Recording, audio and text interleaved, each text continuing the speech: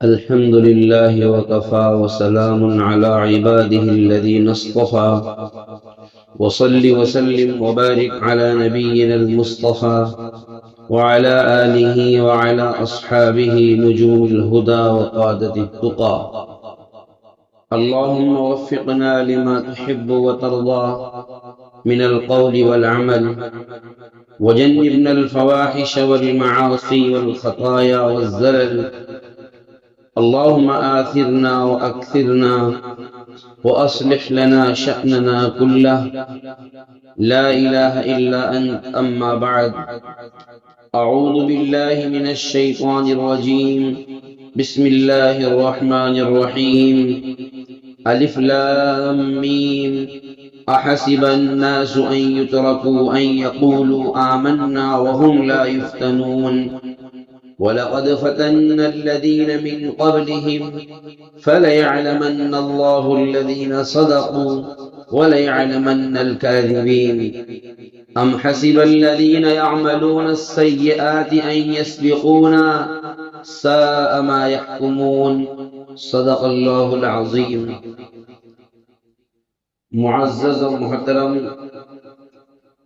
ایمانی بھائیوں اور بزرگوں،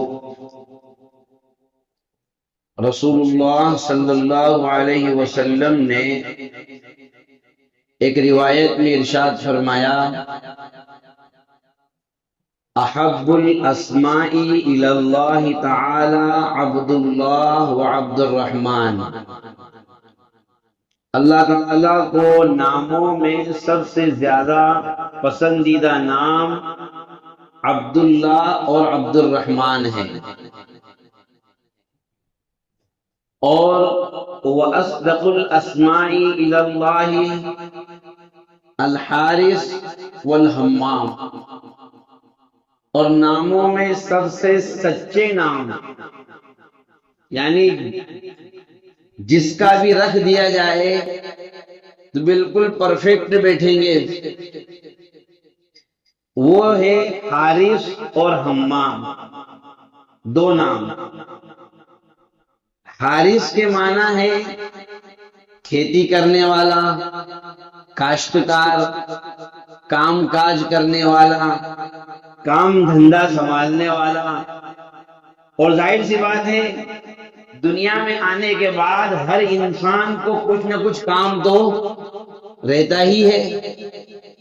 اگر آدمی کچھ کام نہیں بھی کر رہا ہے، بیٹھا ہوا ہے فالتو، تو یہ بھی ایک کام ہے، بیٹھنا بھی تو ایک کام ہے. تو اس لیے حارث کسی کا بھی نام رکھ دیا جائے تو بالکل سچا ہی ہے، کیونکہ کچھ نہ کچھ کام تو دنیا میں رہتا ہی ہے. اور دوسرا نام حضور نے فرمایا حمام، بالکل سچا نام ہے، اس لیے کہ حمام بنائے ہموم سے، اور ہم اور ہموم کے معنی آتے ہیں فکر، ٹینشن. ظاہر سی بات ہے، آدمی دنیا میں آتا ہے تو کچھ نہ کچھ فکروں اور کچھ نہ کچھ غم ہر انسان کو رہتا ہی ہے. اگر کسی کو کوئی غم نہیں ہے، ساری آسانیاں ہیں، تو اس کے باوجود بھی آگے اس کو کیا کرنا ہے یہ ایک فکر ہے. ابھی آسانی ہے تو آگے چل کر کے غم نہ آ جائے، یہ ٹینشن ہے اس کو. ابھی اس کو سکون ہے، لیکن کبھی بھی اس کے ساتھ میں کچھ نہ کچھ آگے چل کر کے فکر والا کام آ ہی سکتا ہے. اس لیے حضور نے فرمایا کہ حارث اور حمام سب سے سچے نام ہیں. معلوم یہ ہوا کہ دنیا میں ہر انسان حالات میں گھرا ہوا رہتا ہی ہے، وہ کوئی بھی ہو. اور حالات ایسی چیز ہے جو ہر انسان کے پیچھے چلتے ہی ہیں. یہ ہے کہ کوئی اپنے حالات بیان کر دیتا ہے، کسی کے حالات نظر آ جاتے ہیں، اور کوئی حالات کو بیان نہیں کر پاتا. اور حالات بھی کئی طرح کے ہوتے ہیں. جو آدمی کاروبار کے اعتبار سے پریشان ہے، وہ کہتا ہے کہ ابھی کاروباری حالات خراب چل رہے ہیں، جو گھر کے اعتبار سے پریشان ہیں، ابھی گھریلو حالات خراب چل رہے ہیں، مارکیٹ کے حالات خراب چل رہے ہیں، جو جس فیلڈ میں ہوتا ہے تو ذرا سا اس کے مزاج کے خلاف یہ 19-20 ہوتا ہے تو آدمی کہتا ہے کہ وہاں فلاں فیلڈ کے، فلاں میدان کے، فلاں جگہ کے حالات ابھی خراب چل رہے ہیں۔ تو حالات تو انسان کی زندگی کا حصہ ہے، اور بندے مومن اللہ سبحانہ و تعالی نے قرآن کریم میں ارشاد فرمایا، احسب الناس ان یترکوا ان یقولوا آمنا وهم لا یفتنون۔ ایمان والے کیا سمجھتے ہیں؟ وہ کہہ دیں گے کہ ہم اللہ پر ایمان لے آئے، پھر ان پر حالات نہیں آئیں گے، پھر ان کو حالات میں نہیں گھیرا جائے گا۔ وہ کیا سمجھتے ہیں؟ وَلَقَدْ فَتَنَّا الَّذِينَ مِن قَبْلِهِمْ، ہم نے ان سے پہلے لوگوں کو بھی حالات میں مبتلا کیا ہے۔ اور کیوں؟ تاکہ اللہ تبارک و تعالی فَلَيَعْلَمَنَّ اللَّهُ الَّذِينَ صَدَقُوا وَلَيَعْلَمَنَّ الْكَاذِبِينَ، اللہ کے سامنے یہ بات کھل کر آ جائے۔ ویسے تو اللہ کے سامنے ہر بات کھلی ہوئی ہے، اللہ سے تو کوئی چیز پوشیدہ نہیں ہے، اللہ تبارک و تعالی ہر چیز کو جانتا ہے۔ پھر یہ کیوں کہا کہ اللہ جان لے کون سچا ہے اور کون جھوٹا ہے؟ یعنی اللہ کے علم میں ہے ہی یہ بات لوگوں کے سامنے بھی آ جائے کہ کون اپنے ایمانی دعوے میں سچا ہے اور کون جھوٹا ہے۔ اسی لیے عام طور پر دو لفظ قرآن کریم میں استعمال کیے گئے حالات کے لیے، ایک لفظ مصیبت ہے اور ایک لفظ ابتلا ہے۔ قرآن میں یہ دو لفظ استعمال کیے گئے ہیں، اور ابتلا کا جو لفظ ہے وہ انبیاء علیہ السلام کے لیے استعمال کیا، معنی دونوں کے حالات کے ہیں۔ وَإِذِ ابْتَلَىٰ إِبْرَاهِيمَ رَبُّهُ، ابراہیم علیہ السلام کو ان کے رب نے آزمایا، ابتلا میں مبتلا کیا، حالات میں مبتلا کیا۔ اور حدیث میں رسول اللہ صلی اللہ علیہ وسلم نے فرمایا، اذا ابتلیت عبدی بحبیبتیہ فصبر عوضت منہما الجنہ، جب میں اپنے بندے کو آزماتا ہوں، یعنی حالات میں ڈالتا ہوں، اس کی دو پسندیدہ چیزیں یعنی آنکھوں کو لے کر، پھر وہ صبر کرتا ہے، اس کے بدلے میں اس کو جنت دیتا ہوں۔ تو ایک لفظ ابتلا ہے، یہ استعمال ہوا اچھے لوگوں کے لیے، انبیاء کے لیے، صلحاء کے لیے۔ اسی لیے ایک روایت میں آتا ہے، ان اشد الناس بلاء الانبیاء ثم الامثل فالامثل، آزمائش اور بلاؤں میں سب سے زیادہ مبتلا کیے جانے والے لوگ انبیاء علیہ السلام ہیں، پھر اس کے بعد میں ان سے نیچے، پھر ان سے نیچے۔ تو ایک لفظ بلا، ابتلا، اس کے معنی بھی آزمائش کے ہیں اور حالات کے ہیں۔ اور دوسرا لفظ جو قرآن میں استعمال کیا گیا وہ مصیبت، مصیبت کا لفظ بھی قرآن نے استعمال کیا، اس کے معنی بھی پریشان ہونے کے ہیں، حالات کے آنے کے ہیں، مصیبت کے آنے کے ہیں۔ لیکن یہاں قرآن نے جتنی جگہ بھی استعمال فرمایا ہے وہاں انسان کے اپنے کسب کو، انسان کے اپنے عمل کو دخل مانا ہے، اور فرمایا ما اصابکم من مصیبت فبما کسبت ایدیکم، جو بھی تم کو مصیبت آتی ہیں وہ تمہارے اپنے عمل کی وجہ سے آتی ہیں۔ مصیبت کا آنا اس میں انسان کے اپنے کیریئر کا اور اپنے عمل کا اور اپنے کسب کا دخل ہوتا ہے، اور ابتلا اور امتحان کا آنا وہ اللہ تبارک و تعالی کی طرف سے ہوتا ہے۔ اب سمجھیے بات کو، امتحان اور مصیبت دونوں میں زمین آسمان کا فرق ہے۔ ہر مرتبہ حالات خراب ہونے کا نام امتحان نہیں ہے۔ ہم کیا سمجھتے ہیں کہ ہم امت مسلمہ بڑے امتحان کے دور سے گزر رہی ہے، امت مسلمہ پر اس وقت بڑے بڑے امتحان آئے ہوئے ہیں، امت مسلمہ اس وقت بڑی آزمائشوں کے دور سے گزر رہی ہے۔ ہمیں پتا ہونا چاہیے آزمائشیں اور امتحان جو ہیں، آپ صحابہ رضوان اللہ تعالی علیہم اجمعین کی تاریخ اٹھائیے، نبی صلی اللہ علیہ وسلم کی احادیث کا ذخیرہ اٹھائیے، قرآن مقدس کی آیات مبارکہ کو اٹھائیے، آپ کو پتا چلے گا کہ امتحان آزمائش والے جو حالات ہیں وہ ہمیشہ اچھے لوگوں کے ساتھ آئے ہیں، اور مصیبتیں اور پریشانیوں کے جو حالات ہیں وہ ایسے لوگوں کے ساتھ آئے ہیں جنہوں نے اپنے عمل میں، اپنے کرتوت میں اور اپنی زندگی میں ہی ایسے گڑھے تیار کر لیے ہیں، ایسے خاردار راستے تیار کر لیے ہیں جس پر چلنے میں خود ان کو پریشانی آ رہی ہے۔ اسی لیے 3 وجہ سے عام طور پر حالات آتے ہیں۔ پہلی وجہ تو خود آدمی کی اپنی بے احتیاطی کی وجہ سے حالات آ جاتے ہیں، مصیبت آ جاتی ہے۔ مثال کے طور پر آپ بہت اچھے ماہر آدمی ہیں اور اپنے فن کے فنکار آدمی ہیں، آپ ڈرائیونگ کر رہے ہیں، گاڑی میں بیٹھے ہوئے ہیں، بھئی گاڑی میں سیٹ بیلٹ لگانا، بتائیے کیا یہ گاڑی کے اور سواری کے اور سفر کے اصول اور آداب میں سے ہے کہ آپ لگا کر کے بیٹھیے؟ کوئی بھروسہ نہیں کب سامنے کیا چیز آ جائے۔ تو وہ سیٹ بیلٹ جس کو سیفٹی بیلٹ بھی کہا جاتا ہے، اس میں حفاظت کا ایک سبب ہے، کہیں نہ کہیں آپ کی حفاظت اس میں مضمر ہے۔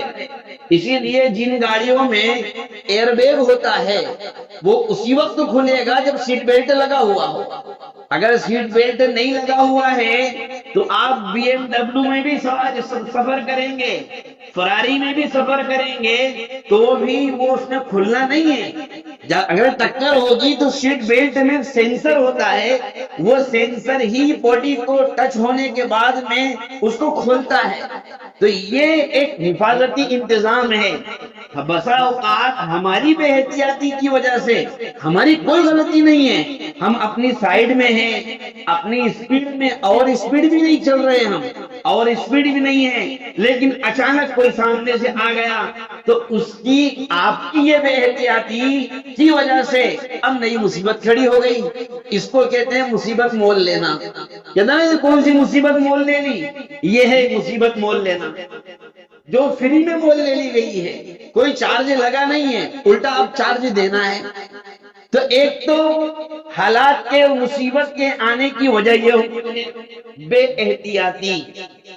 دوسرے نمبر پر دنیا میں آدمی پر جب مصیبت آتی ہے تو ہو سکتا ہے اس کا کوئی عمل اور اس کا کوئی گناہ ماضی میں ایسا ہو گیا ہو جس کی سزا اللہ تبارک و تعالی اس کو دنیا ہی میں دینا چاہتا ہے، کیونکہ حدیث میں، اور یہ اللہ کی اپنے بندوں سے محبت کی علامت ہے، رسول اللہ صلی اللہ علیہ وسلم نے ارشاد فرمایا اذا احب اللہ قوما عجل له عقوبتهم فی الدنیا، اللہ جس قوم سے محبت کرتا ہے تو اس کی سزا کو اللہ دنیا ہی میں دے دعا کر کے آخرت کے اعتبار سے اس کی فائل کلیئر کر دیتا ہے۔ تو بسا اوقات مصیبت کا آنا یہ کسی گناہ کی معافی کی وجہ سے کہ اللہ فلاں گناہ ہوا تھا اس کی معافی دینا چاہتے ہیں، دوسری وجہ یہ ہوتی ہے، اور ایک وجہ اور ہوتی ہے کہ آدمی سارا معاملہ کلیئر ہے، نمازیں بھی ماشاءاللہ ہو رہی ہے، روزے بھی ہو رہے ہیں، زکوٰۃ بھی پوری ادا کر رہے ہیں، کسی سے جھگڑا بھی نہیں ہے، کسی سے اختلاف بھی نہیں ہے، کسی کو پریشان بھی نہیں کرتے ہیں، کسی کے خلاف بغاوت بھی نہیں ہے، چغلخوری بھی نہیں کرتے ہیں، غیبت بھی نہیں کرتے ہیں، بہنوں کا حق بھی دے دیا ہے، اور جس کا بھی روک کے رکھا تھا سب کے حقوق آج تک کسی کا روکا ہی نہیں ہے، اور اگر کسی کا رہ گیا ہو تو ایک ایک پائی سب ادا کر دی، پھر بھی آدمی حالات میں مبتلا ہوتا ہے۔ یہ ہے امتحان، کیونکہ جب ساری چیزیں بندے کو اپنی طرف سے جو کرنا چاہیے حکم خداوندی سے وہ سارے کے سارے کام وہ کر رہا ہے، اس کے باوجود بھی اس کے حالات نہیں ٹھیک ہو رہے ہیں، تو پھر اللہ تبارک و تعالی اس کے ذریعے سے اس کو بلندی عطا کرنا چاہتا ہے، اس کے درجات کو بلند کرنا چاہتا ہے۔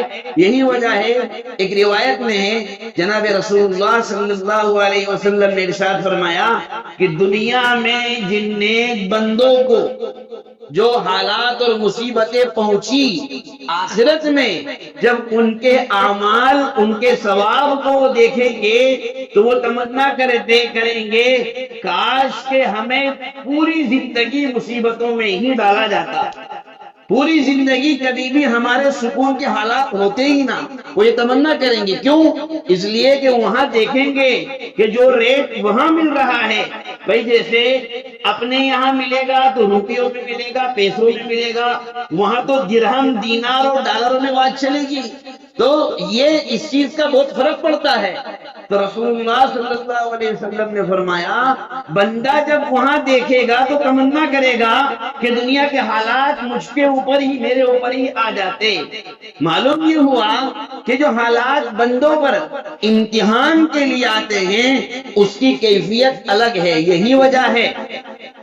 اب سنیے، جب بندوں پر حالات سب کچھ صحیح ہونے کے بعد میں، سارے کام اصول کے مطابق ہونے کے بعد میں جب حالات آتے ہیں تو وہ حالات اس کو جمانے والے ہوتے ہیں، اس کو اللہ سے قریب کرنے والے ہوتے ہیں، اس کی نگاہ اللہ کی طرف بڑھتی ہے اور اس کا تعلق اللہ سے اور مضبوط ہوتا ہے۔ اسی لیے بندہ مومن جب اس پر حالات آتے ہیں تو کیا کہتا ہے؟ دیکھو اس میں بھی اللہ کی کہیں نہ کہیں مصلحت ہے، اس میں بھی اللہ کی طرف سے اپنے لیے خیر چھپی ہوئی ہے، اور کیا کہتا ہے؟ اللہ کا شکر ہے اللہ نے اتنے بے خیر کری، کوئی بڑی مصیبت سے ہم کو بچا لیا۔ کہتے ہیں یہ کیا ہے؟ یہ بندے مومن کے اندرونی اس کے ایمانی جذبات ہیں، جو اس کو جو دل کے جذبات ہیں جو اس کی زبان پر آ رہے ہیں۔ معلوم یہ ہوا کہ اللہ تبارک و تعالی اپنے بندوں کو ہر طرح سے آزماتا ہے، لیکن کبھی کبھار ایسا بھی ہوتا ہے جب اجتماعی طور پر حالات خراب ہونے لگ جائے اور کہیں سے بھی مدد اور نصرت اور حمایت کی کوئی آڑ اور کوئی آہ اور کوئی آواز نہ سننے کو ملے اور نہ ہی کوئی امید کی جا سکے، تو ایک کمزور ایمان والا، میرے جیسا کمزور ایمان والا، کہیں نہ کہیں ذہن و خیالات میں یہ گم ہو جاتا ہے کہیں ایسا تو نہیں کہ اللہ تبارک و تعالی ان سے محبت کرتا ہے۔ نبی صلی اللہ علیہ وسلم کے زمانے میں حضرات صحابہ پر ایک دم ابتدائی زمانے میں جو حالات آئے، حضرت سمیہ پر، حضرت بلال پر، خباب ابن الارت پر، یاسر پر، عمار پر جو حالات آئے، کوڑوں کا کھانا اور مار کھانا، ذلیل ہونا، رسوا ہونا، ان کے ساتھ میں بدتمیزی اور بدسلوکی کا کرنا، تو تھوڑی دیر کے لیے آدمی سوچتا ہے ایسا تو نہیں کہ اللہ تبارک و تعالیٰ ان کو پسند کرتا ہے ہم کو ناپسند کرتا ہے۔ اس کا جواب قرآن نے دیا، انہ لا یحب الکافرین، کہ اللہ کافروں کو کبھی بھی پسند نہیں کرتا ہے۔ سوال یہ ہے جب اللہ کافروں کو پسند نہیں کرتا ہے، ہم تو دیکھتے ہیں کہ دنیا کے سارے حالات، ساری کی ساری ٹیکنالوجیاں اور سارے کے ساری کمانے اور ساری کی ساری چابیاں یہ کس کے ہاتھ میں ہیں؟ سب کافروں کے ہاتھ میں ہیں، سب یہودیوں کے ہاتھ میں ہیں۔ اسلام دشمنوں کے ہاتھ میں ہے. کتنے سالوں سے اسرائیل فلسطین پر حملہ کر رہا ہے اور طرح طرح کے مزاج اس پر ڈھا رہا ہے. کوئی بولنے والا نہیں, کہیں سے آواز اٹھنے والی نہیں, ان کی کوئی سننے والا نہیں, بھوکے مر رہے ہیں, کوئی کھانا پہنچانے والا نہیں. ان کے باپوں کے سامنے, ماؤں کے سامنے ان کے بچے بموں سے اڑا دیے جا رہے ہیں. شوہروں کے سامنے بیویاں بم سے اڑا دی جا رہی ہیں, اور بیویوں کے سامنے ان کے شوہروں کو گولیاں مار دی جا رہی ہے. کوئی آواز اٹھانے والا نہیں. سوال یہ پیدا ہوتا ہے کہ پھر اللہ کہاں ہے؟ ایک کمزور ایمان والا یہ سوچنے پر مجبور ہوتا ہے, اس کے ذہن و دماغ میں یہ خیال گزرتا ہے. قرآن کریم نے بڑے اچھے انداز میں اس کی منظر کشی کی. حتی اذا استیأس الرسل وظنوا انہم قد کذبوا جاءہم نصرنا. انبیاء علیہ السلام پر ایسے حالات آئے. یہ انبیاء کی بات قرآن کر رہا ہے. انبیاء علیہ السلام پر ایسے حالات آئے کہ اللہ تبارک و تعالیٰ کی طرف سے مدد کا انتظار ہے, لیکن ابھی مدد نہیں آئی. قرآن نے تو جو لفظ استعمال فرمایا اذا استیأس الرسل, کہ انبیاء بھی تھوڑی دیر کے لیے یہ سوچنے لگے کہ اب ہم بھی جھٹلا دیے جائیں گے, اب ہماری باتیں بھی جھوٹی ثابت نہ ہو جائے. ہم جو بات بیان کرتے ہیں کہیں ایسا نہ ہو کہ وہ بات بھی جھوٹی ثابت ہو جائے. اللہ تبارک و تعالیٰ فرماتا ہے جاءہم نصرنا, اچانک ہماری مدد آ پہنچی. یعنی اللہ تبارک و تعالیٰ جب اپنے بندوں کو بلندی عطا فرمانا چاہتا ہے تو تھوڑی دیر کے لیے حالات ایسے بن جاتے ہیں جس سے مومن یہ سوچنے لگتا ہے کہ کہیں ایسا تو نہیں کہ سب کچھ سامنے والے کا ہوگا, لیکن پھر اللہ تبارک و تعالیٰ مدد کا ایسا دروازہ کھولتا ہے کہ جس کا تصور اور تخیل کوئی کر بھی نہیں سکتا ہے. ہاں اتنی بات ضرور ہے, اللہ کی طرف سے مدد حاصل کرنے کے لیے کوئی نہ کوئی ٹیم, کوئی نہ کوئی گروہ, کوئی نہ کوئی جماعت, کوئی نہ کوئی گروپ ایسا ہونا ضروری ہے جو یہ سیٹسفائی کرے, جو اس بات کو ثابت کرے کہ اللہ کی مدد اور یہ جو باغ ڈور ان لوگوں کے ہاتھ میں ہے وہ ہم سنبھالنے کے لیے تیار ہیں, ہم کوالیفائی کرنے کے لیے تیار ہیں, ہم اس کے لیے کوالیفائڈ ہیں اور ہم اس کے لیے تیار ہیں. جب تک کہ کوئی گروہ, کوئی جماعت اور کوئی گروپ ایسا سامنے نہیں آ جاتا, اللہ تبارک و تعالیٰ دشمنوں کے ہاتھ میں ہی ساری باغ ڈور تھمائے رکھتا ہے. اسی لیے جناب رسول اللہ صلی اللہ علیہ وسلم نے حضرت امام مہدی علیہ الرضوان کے ظہور کے وقت کے بارے میں آپ نے ارشاد فرمایا, جب حضرت امام مہدی علیہ الرضوان ظاہر ہوں گے تو ایک لشکر ان کے چلے گا خراسان سے, رایات و سود, کالے جھنڈے والا ایک لشکر جو حضرت امام مہدی علیہ الرضوان کی حمایت کے لیے چلے گا. معلوم یہ ہوا کہ وہ لشکر ایسا ہوگا جو حضرت امام مہدی کے ظاہر ہونے سے پہلے اپنے آپ میں ان کی مدد کی تیاری کر چکا ہوگا, جو اتنا اپنے آپ میں تیار ہو چکا ہوگا کہ اب وہ بہادری کے ساتھ, عزم و حوصلے کے ساتھ, استقلال کے ساتھ حضرت امام مہدی کی مدد کے لیے اور ان کی ٹیم میں شامل ہونے کے لیے, ان کی جماعت میں شامل ہونے کے لیے وہ بے دھڑک اور بے جھجک چل پڑے گا. ظاہر سی بات ہے, معلوم یہ ہوا کہ جب تک کہ ذہنی طور پر اور اسباب کے طور پر, مالی طور پر, جانی طور پر امت مسلمہ میں اور آپ اپنے آپ کو اللہ اور اس کے رسول کے حوالے ایسے نہ کر دیں کہ ان کی رضا اور ان کی منشا اور ان کا حکم یہ ہمارے لیے سب کچھ ہے, اس کے علاوہ ہم کسی چیز کو پسند نہیں کرتے. یہ ذہنیت جب تک کہ نہیں بن جاتی ہے, اللہ تبارک و تعالی باغ ڈور دشمنوں سے لے کر ہمارے ہاتھ میں بھی دینے والا نہیں ہے. حضرت مفتی سعید احمد صاحب پالنپوری رحمت اللہ علیہ نے اپنی کتاب میں داڑھی اور انبیاء کی سنتیں, اس میں ایک واقعہ نقل فرمایا, اور واقعہ نقل فرمایا انہوں نے ابو الاعلیٰ مودودی رحمت اللہ علیہ کی کتاب کے حوالے سے، جو جماعت اسلامی کے بانی ہیں ان کے حوالے سے، مفتی سعید صاحب دارالعلوم دیوبند کے صدر مدرس اور شیخ الحدیث رحمت اللہ علیہ، انہوں نے ایک واقعہ نقل فرمایا، امریکہ میں ایک کمپنی میں بہت سارے ورکر مسلمان تھے، تو اس کمپنی کا باس، اس کا مالک ان کو دیکھ کر کہ چونکہ مجھے سابقہ پڑتا ہے مسلمانوں سے ہی، وہ مسلمان ہو گیا۔ اب اس کے اسلام لانے کی وجہ کیا بنی واللہ عالم۔ پھر اس نے اسلام پر اسٹڈی کری، مطالعہ کیا، تو داڑھی رکھ لی اس نے۔ اب جب اس نے داڑھی رکھی تو جو لوگ داڑھی کو اہمیت نہیں دیتے تھے انہوں نے کہا اپن یو ایس میں ہیں، امریکہ میں ہیں، یہاں داڑھی رکھو گے لوگ کیا کہیں گے، لوگ آپ کو نام رکھیں گے، آپ کو نام دھریں گے اور پتہ نہیں کیسی کیسی باتیں آپ کے بارے میں کہیں گے۔ انہوں نے کہا کون کیا کہے گا کیا نہیں کہے گا مجھے بتاؤ۔ اور پھر کیا کہا، داڑھی رکھنا سنت تو ہے، کوئی فرض تو ہے نہیں کہ اگر داڑھی نہیں رکھیں گے تو آدمی مسلمان نہیں رہے گا۔ یہ باتیں کون کہہ رہے ہیں؟ وہ کہہ رہے ہیں جو پیدائشی مسلمان ہیں، جو پیدائشی مسلمان ہیں وہ ان سے کہہ رہے ہیں۔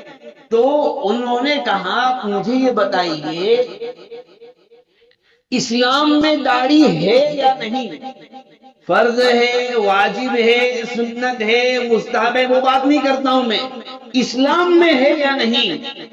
ہمارے چیف اینڈ کمانڈر حضرت محمد مصطفیٰ صلی اللہ علیہ وسلم کی تھی یا نہیں، آپ اس سوال کا جواب دیجئے۔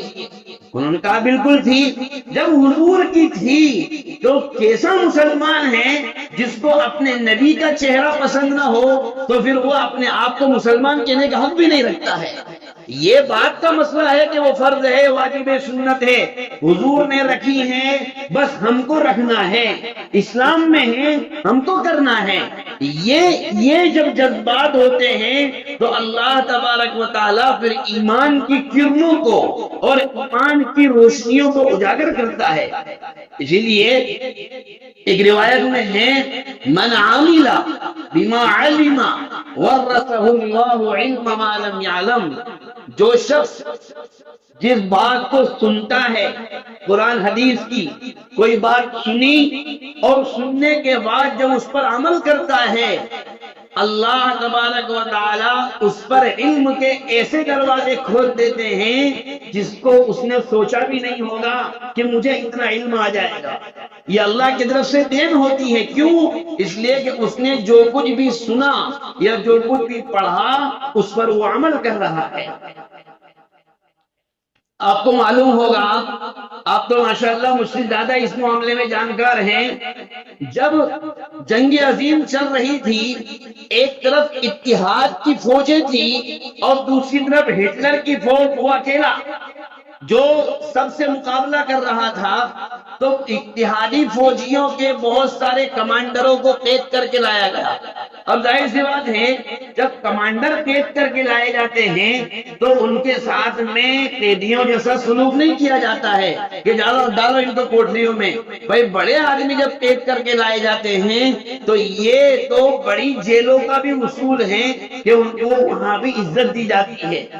تو ہٹلر سے ان کمانڈروں نے جو اپنے آپ میں بڑے دانشور مانے جاتے تھے، انہوں نے سوال کیا تمہاری فوج کم ہے ہماری زیادہ ہے، پھر بھی ہم مار کھا رہے ہیں اور تم غالب آ رہے ہو، اس کی وجہ بتاؤ۔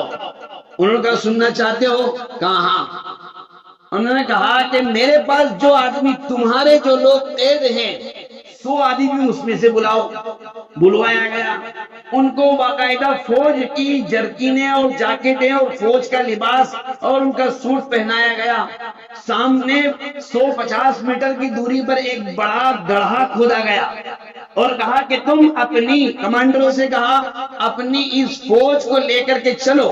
اب یہ چلتے گئے لیفٹ رائٹ جو ان کا انداز ہوا کرتا ہے، جاتے گئے، جب جیسی وہاں گڑھے پر پہنچے اب اگلا قدم کہاں ہوگا؟ اندر۔ وہاں جا کر سارے رک گئے، کوئی نیچے نہیں کودا، کوئی نیچے نہیں کودا، سب رک گئے۔ اس کے بعد میں ہٹلر نے اپنے چند آدمیوں کو بلایا، 150 جو بھی آدمی ہیں ان کو بلایا، اور ان کو ایک کمانڈر کے ذریعے سے کہا کہ تم ان کو لے کر کے چلو۔ اب جیسے ہی وہاں پہنچے ہیں، اگلا قدم وہاں گڑھے میں جا کر کے گرنا ہے، ایک ایک کر کے سارے کود گئے اور سارے مر گئے۔ انہوں نے کہا بس مجھ میں اور تم میں بس یہی فرق ہے، میرے فوجی کمانڈر جو کہتا ہے وہ سوال نہیں کرتے کہ آگے جا کے نتیجہ کیا نکلنے والا ہے، فوراً کود جاتے ہیں، اور تمہارے فوجی تمہارے کمانڈروں سے سوال کرتے ہیں اب اس کام کو کرنا کیسا ہے، واجب ہے، فرض ہے، سنت ہے، مستحب ہے، کیا ہے؟ تو جب تک کہ امت جناب محمد رسول اللہ صلی اللہ علیہ وسلم کے احکام فرامین کو اپنے ذہن و دماغ میں اس حد تک نہیں بسا لیتی کہ حضور نے فرمایا ہے، حضور نے کیا ہے، حضور نے کرنے کا حکم دیا ہے، حضور کے زمانے میں ہوا اور حضور نے اس بات کی تصدیق کی ہے، ہم کو وہ کام کرنا ہے، اب وہ فرض ہو تو بھی کرنا ہے، واجب ہو تو بھی کرنا ہے، مستحب ہو تو بھی کرنا ہے، نفل ہو تو بھی کرنا ہے۔ یعنی عشق محمدی صلی اللہ علیہ وسلم جب تک کہ حد جنون کو نہیں پہنچ جاتا، اس وقت تک اللہ تبارک و تعالی کی طرف سے دشمن کو ایک خاص قسم کا جو روگ دشمن پر پڑنا چاہیے وہ نہیں پڑ سکتا ہے۔ ہم بڑے تعجب کرتے ہیں حضرات صحابہ کی زندگی پر اور کہتے ہیں ایسا کیا تھا صحابہ کے پاس اور ایسی کون سی خوبی تھی جس کی وجہ سے اللہ نے اتنا بلند درجہ عطا فرمایا۔ میں آپ کو بتاؤں، ایک صحابی ہیں لنگڑے عمرو ابن الجموح، اعرج شدید العرضی، سخت لنگڑا پن تھا ان کی ٹانگ میں، بیساکھی سے چلا کرتے تھے۔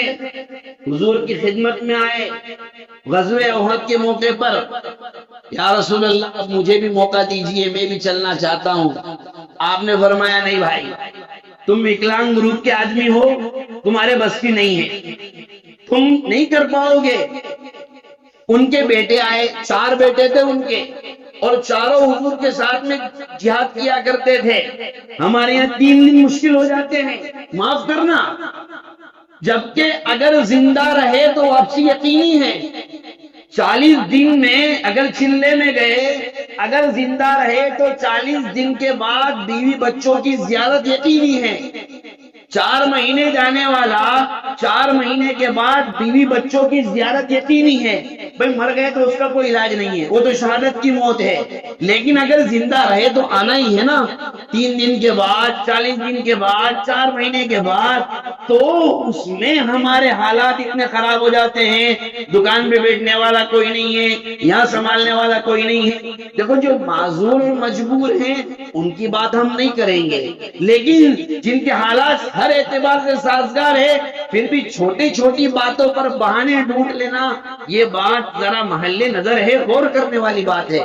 بہرحال ان کے بیٹے آئے، حضور نے ان کو کہہ دیا کہ بھائی تم پاس، ان کا نام لکھ لیا گیا۔ تو عمرو ابن الجموح رونے لگے، کہنے لگے یا رسول اللہ میرے لیے کتنی بے شرمی کی بات ہوگی، میرے بیٹے آپ کے ساتھ رہے اور آپ مجھے واپس کر دے۔